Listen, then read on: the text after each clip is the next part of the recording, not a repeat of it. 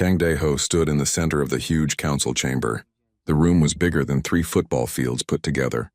Above him, 12 different alien species sat on floating platforms that moved slowly in a circle. Each platform glowed with different colors: blue, green, red, and others that human eyes could barely see. Park So-jin stood behind him, holding a small device that beeped softly. She was nervous. Her hands shook a little as she looked at the alien creatures above them. Some looked like giant crystals that sparkled in the light. Others were like floating clouds of gas that changed shape every few seconds. The leader of the council was an Alteran. It looked like a walking diamond the size of a small car. When it spoke, its voice sounded like wind chimes in a storm. "Human Representative Kang Dae-ho," it said. "We have made our decision." Dae-ho nodded. He had been waiting for this moment for 3 months. Earth had sent him here to defend humanity before the Galactic Council. For weeks he had shown them videos of human art, music, and science. He had explained how humans wanted to be peaceful members of the galactic community. But he knew it was not working. The aliens whispered among themselves during his presentations. They looked at him like he was a dangerous animal in a cage. "The Council of 12 Species has voted," the crystal alien continued. "Humanity is too violent for civilized space. You grow too fast. You change too quickly. You ask too many questions." A cloud-like alien floated forward. When it spoke, its voice sounded like bubbles popping. "Your species has existed for only 200,000 years. In that time, you have fought countless wars. You have destroyed other species on your own planet. You cannot be trusted." Park So-jin made a small sound behind him. Dae-ho did not turn around. He kept looking up at the aliens above him. "Furthermore," said another alien that looked like a giant insect, "your technology advances too rapidly. In just 100 years, you went from horse-drawn carts to space travel. This is dangerous. It disrupts the natural order." Dae-ho almost smiled. The natural order. These aliens had been using the same technology for thousands of years. They were afraid of change. The crystal leader spoke again. "Therefore, we order humanity to leave all civilized space. You have 72 standard hours to begin evacuation. You must move beyond the galactic rim. You may not return without permission from this council." The chamber fell silent. Park So-jin dropped her device. It clattered on the metal floor. The sound echoed in the huge room. Dae-ho took a deep breath. This was the moment he had been preparing for his entire life. Not the moment when he would beg for mercy. Not the moment when he would promise the aliens that humans would change. This was the moment when humanity would show these ancient species what they really were. "We accept your verdict," Dae-ho said clearly. His voice carried to every corner of the chamber. "And we thank you for this opportunity." The aliens stopped moving. Even the gas clouds became still. This was not the response they expected. The crystal leader leaned forward. "You thank us?" "Yes," Dae-ho said. "For 70 years, humanity has followed your rules. We have limited our growth to stay within your guidelines. We have held back our technology to avoid frightening you. We have made ourselves smaller to fit into your ancient systems." He looked up at each alien species in turn. "But you have just freed us from all of that. You have given us permission to become everything we can be without worrying about your comfort." Park So-jin stared at him. She had worked with Dae-ho for 5 years, but she had never heard him speak like this. "You think 72 hours is not enough time?" Dae-ho continued. "You underestimate us. We will be gone in half that time. And when we return, and we will return, you will understand what humanity becomes when it stops holding itself back." Far away, on a human observation ship hidden behind a moon, Captain Lee Tae-min watched the council session through a quantum link. His crew sat around him in silence. Engineer Choi Min-ae had tears in her eyes. Navigator Kim Jae-won clenched his fists. "Captain," Min-ae whispered, "are we really leaving?" Tae-min nodded slowly. "We knew this day would come. Admiral Song warned us months ago. The council was never going to accept us, but where will we go?" asked Jae-won. "Beyond the rim, there's nothing. Just empty space between galaxies." Tae-min smiled. "That's what they think. But they've never really looked out there, have they? They're too comfortable here, in their old safe systems." Back in the council chamber, Dae-ho was finishing his speech. "You vote to banish Earth because you fear what humanity might become. But you have just guaranteed that we will become exactly what you fear most, a species with no limits." He bowed slightly to the council. "Thank you for forcing us to reach our full potential. History will remember this day as the moment humanity was set free. As Daeho and Park Seo-jin walked out of the chamber, the aliens remained silent. Some of them were already beginning to wonder if they had made a terrible mistake. On Earth, Admiral Song Hye-jin sat in her office deep under Luna Base. A red light flashed on her desk. She had been waiting for this signal for 3 years. She pressed a button. "Protocol Exodus is now active," she said into her communication device. "All units begin Phase 1 immediately." Around the solar system, lights began turning on. Hidden shipyards that had been disguised as asteroids came to life. Massive construction platforms that looked like space junk started moving. Transport ships that had been waiting in the shadows of planets fired their engines. Dr. Yoon Seok-jin looked up from his desk as alarms started ringing. His assistant, Bae Ji-won, ran into his office. "Sir, the signal came through." "They actually did it." "The council voted to exile us," Yoon smiled. "Then we'd better not keep them waiting." "How long until the first ARC ships are ready?" 18 hours, sir. Just like we planned." "Good, send word to all colony ships. Tell them it's time to show the galaxy what humans do when someone tries to put them in a corner." As news of the council's decision spread across Earth, something strange happened. Instead of panic, there was excitement. Instead of fear, there was determination. Humanity had been preparing for this day for decades. They were ready to leave. They were ready to become something greater. The rulers had voted to banish Earth. Humanity didn't wait to be told twice. They were already packing their bags, and they were taking everything with them. Admiral Song Hye-jin walked through the command center under Luna Base. Officers ran back and forth carrying tablets and shouting orders. Red lights flashed on every wall. In just 6 hours since the exile order, the entire solar system had transformed. "Report," Song said to her second in command. "Captain Oh Min-ho." "All ARC ships are powering up ahead of schedule," Min-ho replied, looking at his tablet. "The civilians are boarding faster than we expected. No panic, no resistance. It's like they've been waiting for this day their whole lives." Song nodded. In a way, they had been waiting. For 30 years, every human child had learned about the Exodus plan in school. Every adult had an assigned ship and departure time. Every family knew exactly where to go when the signal came. "What about the industrial platforms?" Song asked. "Dr. Yoon reports that all hidden construction sites are now visible. The aliens monitoring our system are confused." Through the command center's main window, Song could see Earth below. Even from the moon, she could see the lights of massive ships lifting off from every continent. What the Galactic Council thought were simple transport vehicles were actually the first wave of humanity's greatest journey. Dr. Yoon Seok-jin stood on the bridge of the massive ARC ship New. Tomorrow, around him, his team worked at control panels that glowed with soft blue light. His assistant, Bae Ji-won, pointed at a screen showing dozens of ships moving through space. "The disguised asteroid mining ships are transforming now," Ji-won reported. "The aliens probably thought they were just big rocks floating around our system." Yoon smiled as he watched the asteroids unfold like giant metal flowers. Each one was actually a complete city ship, capable of supporting 50,000 people for decades. The mining equipment that stuck out of them had been real, but it was just the outer shell. "How many people can we move in the first wave?" Yoon asked. 200 million, Ji-won answered. "But that's just the beginning. The automated factories are already building more ships. By the time we reach the galactic rim, we'll have transport for everyone who wants to leave." "And how many want to stay on Earth?" Ji-won checked another screen. "Less than 1%.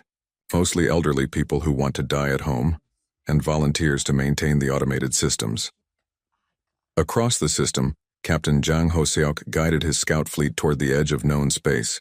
His ships were small and fast, designed to find safe routes through the dangerous region beyond the galactic rim.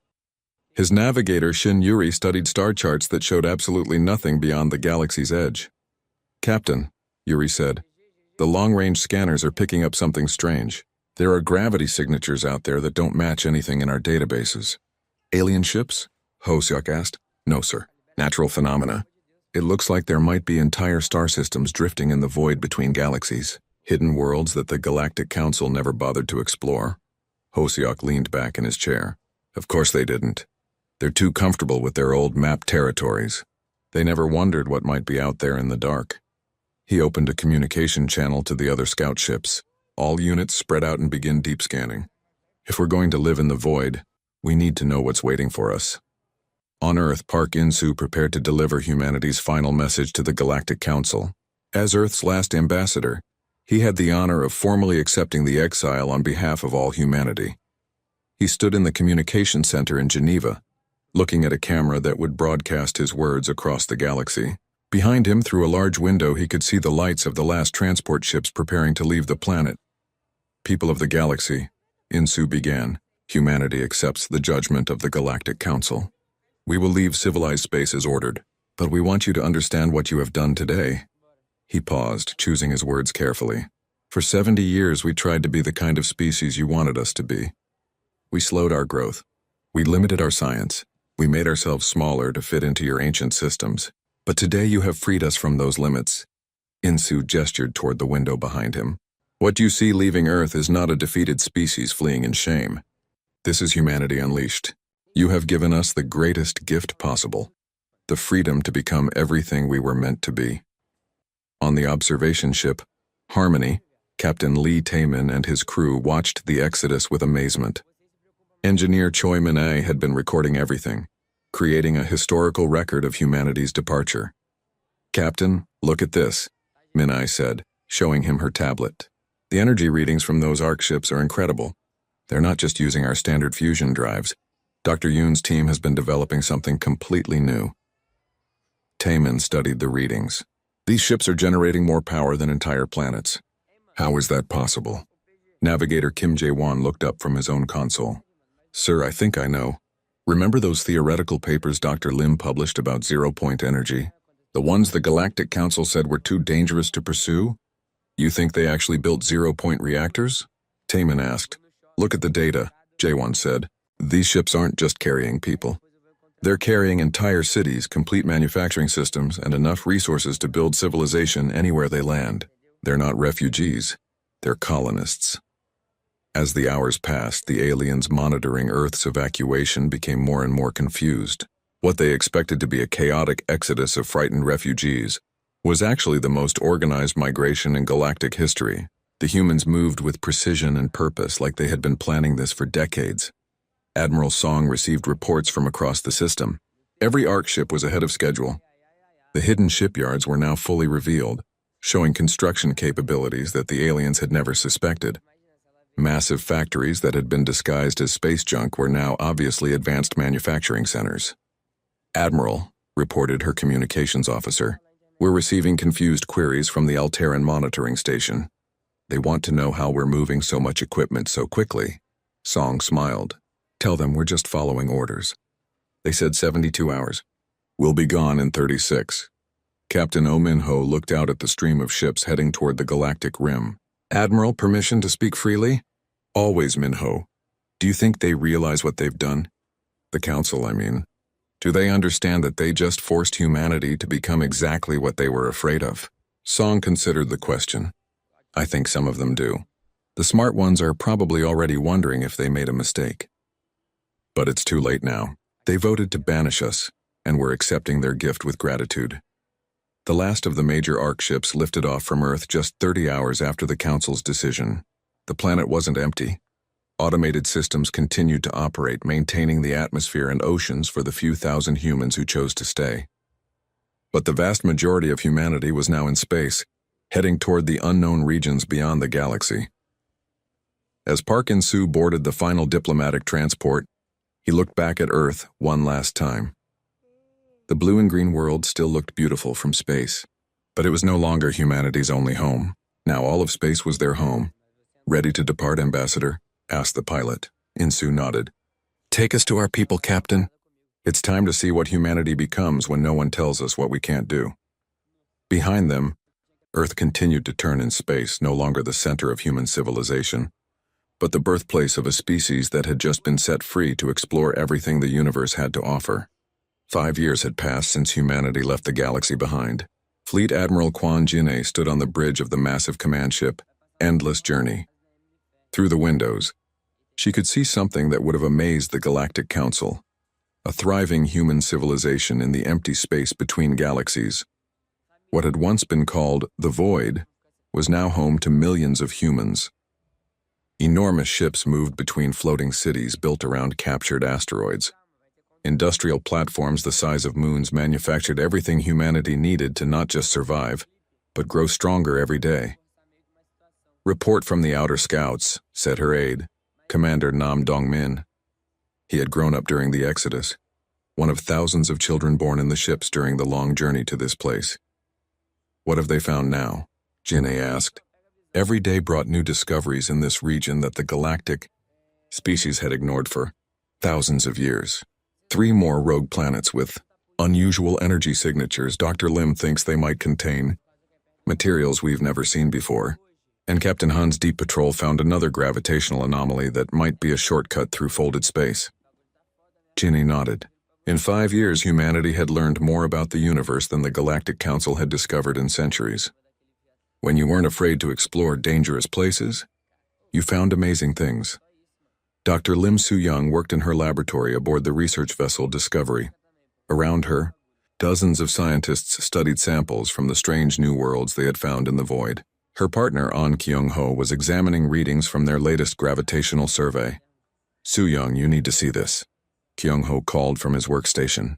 "The energy patterns from that rogue planet we found last month, they're not natural." Lim looked over his shoulder at the data. "What do you mean?" "I mean something built these energy networks. We're not the first intelligent species to live out here in the dark. There are others, or there were others." Lim felt excitement building in her chest. "Ancient aliens? Different from the Council species?" "Very different. Look at these construction patterns.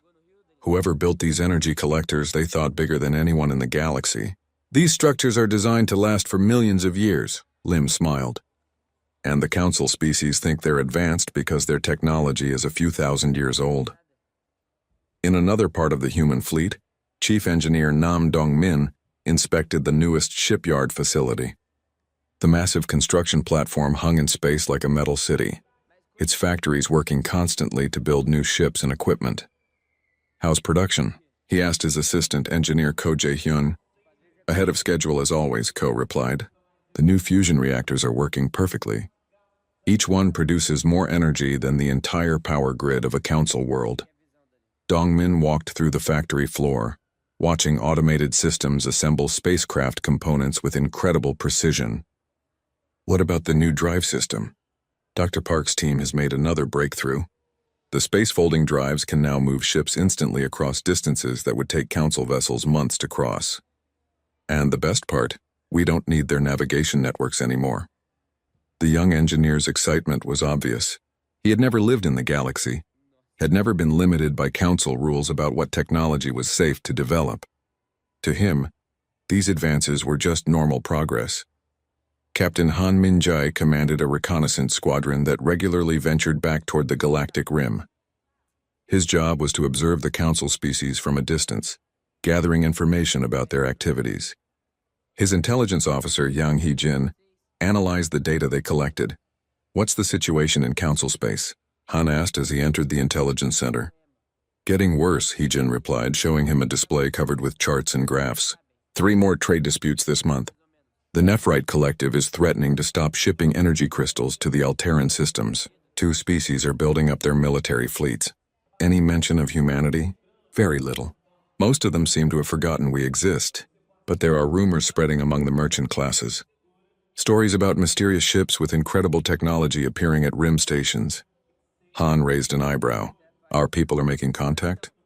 "Carefully. Captain Moon's diplomatic team has been establishing trade relationships with independent stations. Nothing official, just quiet business arrangements." Han studied the data. The Council always claimed they brought peace and stability to the galaxy. But look at this. In just 5 years without us, they're falling apart. Meanwhile, Captain Moon Yoonji was conducting one of those quiet business arrangements at a remote trading post on the galactic rim. Her ship, Peaceful Exchange, looked like an ordinary merchant vessel from the outside, but its cargo bay contained technology that amazed everyone who saw it. "This medical scanner," said the station administrator, "a reptilian alien named Voss. It can detect diseases that our best equipment cannot even see." "It's a standard model for us," Moon replied calmly. We can provide 50 units in exchange for raw materials and information about local conditions. Voss stared at the device. This scanner is more advanced than anything in council space. Where did you get it? We made it, Moon said simply. When you're not limited by someone else's rules about what technology is safe, you can build better tools. The alien administrator looked confused. But the safety protocols exist for good reasons. Rapid technological advancement can be dangerous, Moon smiled. Dangerous to whom? We've been advancing rapidly for 5 years now, and we're healthier and happier than we've ever been. Maybe the protocols were designed to protect someone else's interest, not to keep people safe. Back in the main human fleet, Admiral Quan Jin-A met with her senior staff to review their progress. The conference room aboard Endless Journey was filled with officers who had grown and learned during their time in the void. Population report, Jin-A asked. 8 million humans now live in the fleet, reported demographics officer Wu Ha-young. Birth rates are higher than they were on Earth.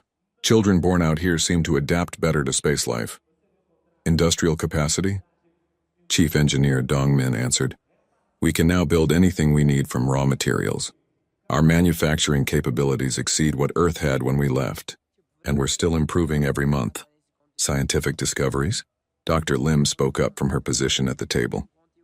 We've cataloged 47 new energy sources, discovered materials with properties that shouldn't be possible according to Council physics, and mapped gravitational anomalies that prove space-time works differently out here.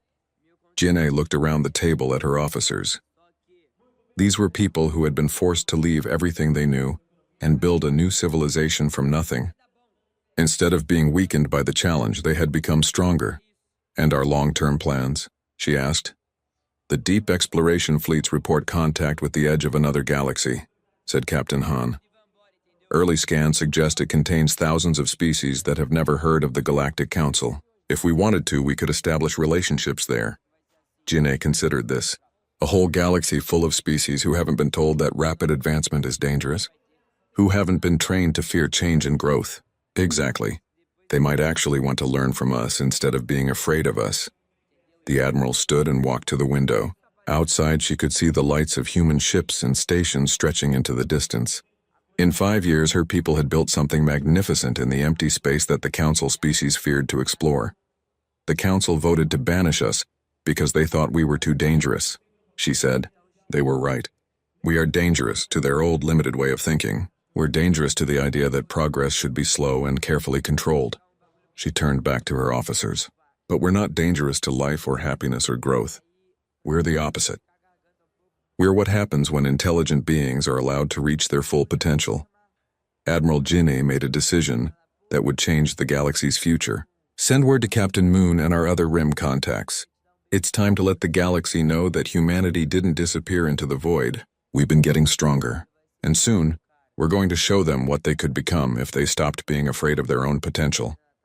In the depths of space between galaxies, humanity had found something the Galactic Council had lost long ago. The courage to become something greater than they had ever imagined possible. 20 years had passed since the exile. Admiral Ryu Sung-min stood on the bridge of the flagship New Horizon as it approached the galactic rim. Behind him, a fleet of human ships moved through space like nothing the galaxy had ever seen. The ships seemed to bend light around them, making them hard to see clearly. They moved without visible engines, sliding through space as if they were swimming through water instead of vacuum. To anyone watching, they looked more like living creatures than manufactured vessels. Contact the rim station, Sung-min ordered his communications officer. Tell them we're here for peaceful trade. Captain Moon Yoonji commanded the diplomatic vessel, Reconciliation. Her ship was smaller than the others, designed to look less threatening to nervous aliens. Her cultural attaché, Ko Jae-hyun, prepared the translation systems for their first official contact in 2 decades. Remember, Moon told her crew, we're not here as conquerors or refugees. We're here as neighbors offering friendship to anyone interested. The rim station was called Harmony Point. It had been built by the Council as a monitoring post to watch for threats from outside the galaxy. Ironically, it was now about to become the place where humanity announced its return. Station Administrator Kellix was a nephrite, one of the gas cloud species that helped exile humanity years ago. When his sensors detected the approaching human fleet, he couldn't believe what he was seeing. Those ships, he whispered to his aide. How are they moving like that? Unknown, sir. Our sensors can barely track them. The energy readings don't match anything in our databases. Kellex had been a young officer when the humans were banished. He remembered them as a primitive species with crude technology and violent tendencies. These ships looked like they belonged to an advanced civilization that was thousands of years ahead of anything in the galaxy. Incoming transmission, his communications officer announced. On the main screen, a human woman appeared. She looked calm and confident, nothing like the desperate refugees Kellex had expected. Harmony Point Station, this is Captain Moon Yoonji of the human vessel Reconciliation. We request permission to dock for peaceful trade and cultural exchange. Kellex stared at the screen. You're human? Yes. We've returned to resume relationships with our galactic neighbors. We have goods and services that we believe would be of great value to the species in this region. But you were exiled. You're not supposed to be here, Moon smiled. The Council ordered us to leave civilized space. We did. Now we're back as representatives of a new civilization that exists beyond the galaxy's edge. We're not asking to rejoin the Council. We're simply offering trade opportunities. Within hours of Moon's arrival at Harmony Point, word spread throughout the galactic rim. The humans were back, and they were completely different from the species that had been banished 20 years ago. Commander No Soo-jin was aboard the station when pirates attacked. These raiders had been terrorizing rim settlements for months, stealing cargo and attacking any ship too weak to defend itself. The station's defenses were old and unreliable. All ships, we have multiple pirate vessels approaching, announced the station's defense coordinator. Prepare for assault. No looked out through the station's viewing port. 12 pirate ships surrounded Harmony Point, their weapons charging for attack. The station had only 3 defense ships, and they were badly outgunned. Captain Moon, No said into her communicator. Request permission to assist with station defense. Granted. Try not to hurt anyone. No's small patrol craft moved away from the station. To the pirates, it looked like just another frightened ship trying to escape. They ignored it and focused on the larger targets. That was their mistake. No's ship suddenly seemed to fold space around itself. One moment it was near the station. The next, it was directly behind the lead pirate vessel. A beam of pure energy touched the raiders' engines, and they simply stopped working. The ship drifted helplessly in space. Before the other pirates could react, No's craft was behind another ship, then another.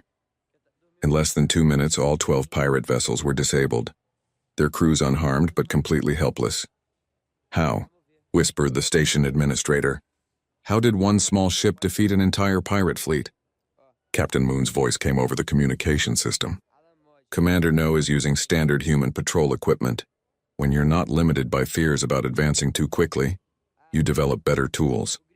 News of the incident spread across the rim faster than light-speed communication. Within days, trade representatives from dozens of species were requesting meetings with the humans. Captain Jeon Min-seok established the first official human trade post at a crossroads station called Junction 7.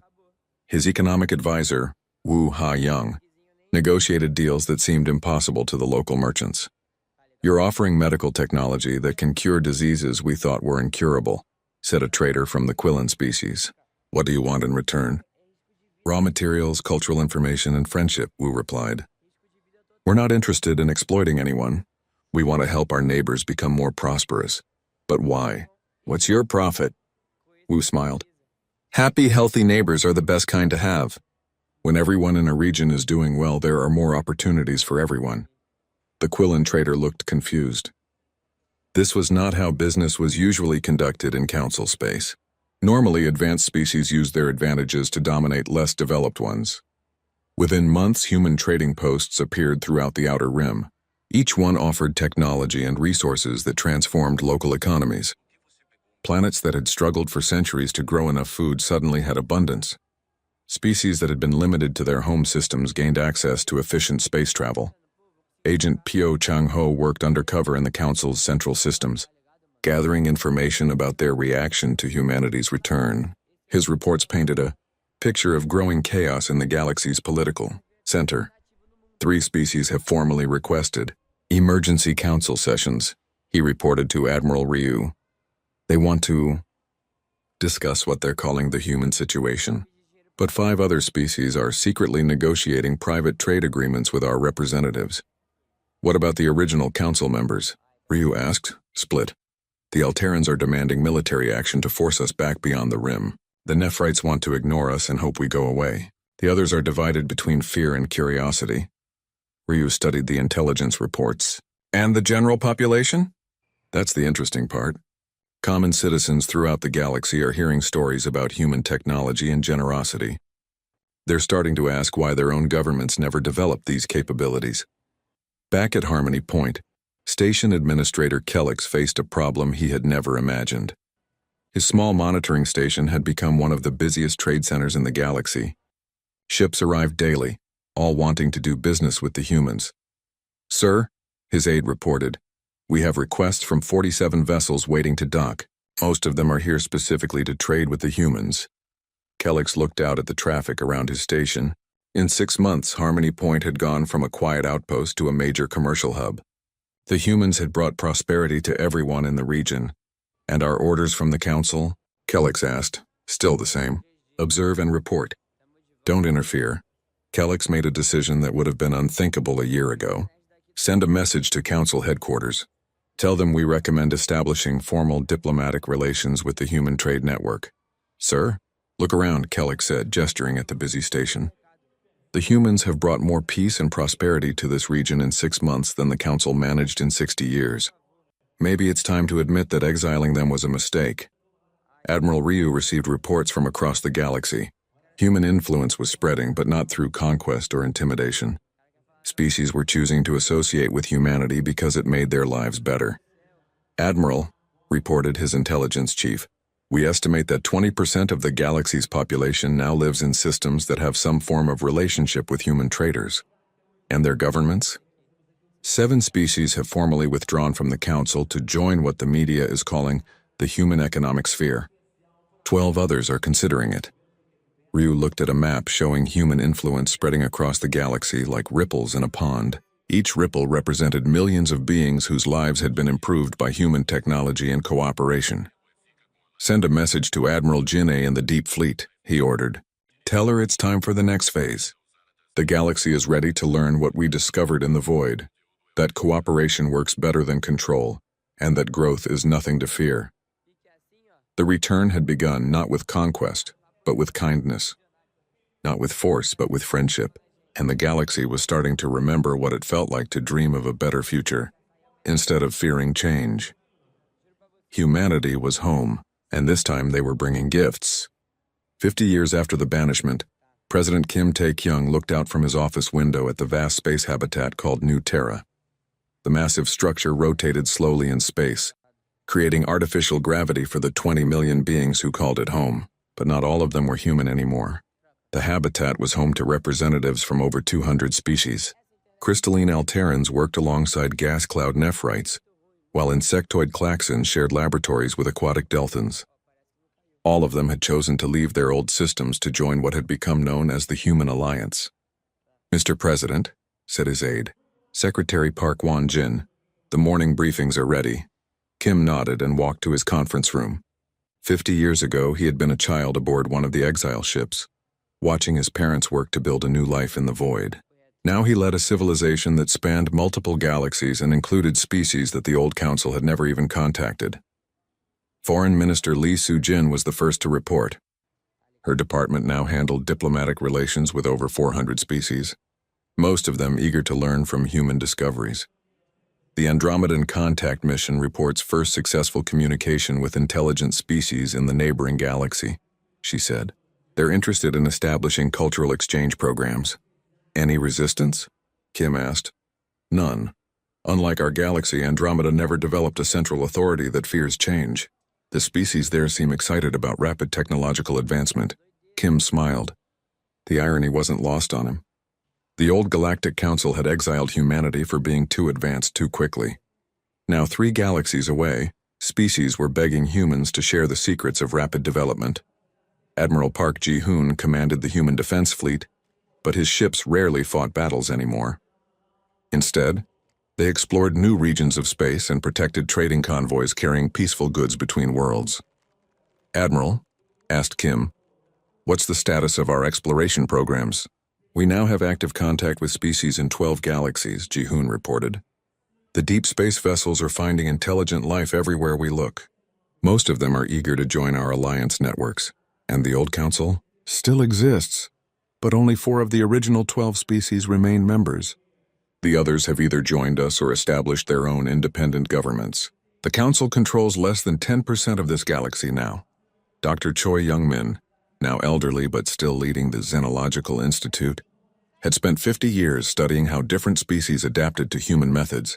His research had become the foundation for peaceful integration across multiple galaxies.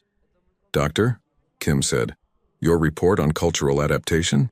Remarkable results, the old scientist replied. Species that embrace human-style technological advancement show immediate improvements in health, education, and happiness. More importantly, they become more creative and innovative themselves. Any negative effects? None that we can measure. The Council's fears about rapid advancement causing social breakdown have proven completely unfounded. In fact, the opposite is true. Societies that advance quickly become more stable and peaceful. The meeting was interrupted by an urgent communication from Captain Song Min-ah, commanding the Deep Space Explorer Beyond Tomorrow. Her ship was currently investigating the far edge of local galactic cluster, looking for new civilizations to contact. Mr. President, Song reported via quantum communication, we've discovered something extraordinary. There's an entire galactic cluster that's been isolated for millions of years. Thousands of species, all at different levels of development. They have no central government, no rules about technological advancement. What are their development levels? Kim asked. Everything from early spaceflight to technologies we don't even understand yet. And here's the amazing part, they're all cooperative. No wars, no territorial disputes. They share knowledge freely across species boundaries. Kim felt excitement building. A natural example of what happens when species aren't afraid to grow and change. Exactly. They want to meet us. They've heard rumors about our alliance methods and want to learn how we manage to keep so many different species working together peacefully. After the meeting, Kim walked through the cultural district of New Terra.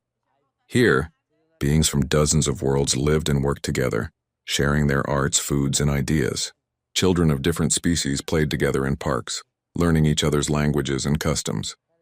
He stopped at a cafe run by a Klaxon family who had left their homeworld to join the alliance.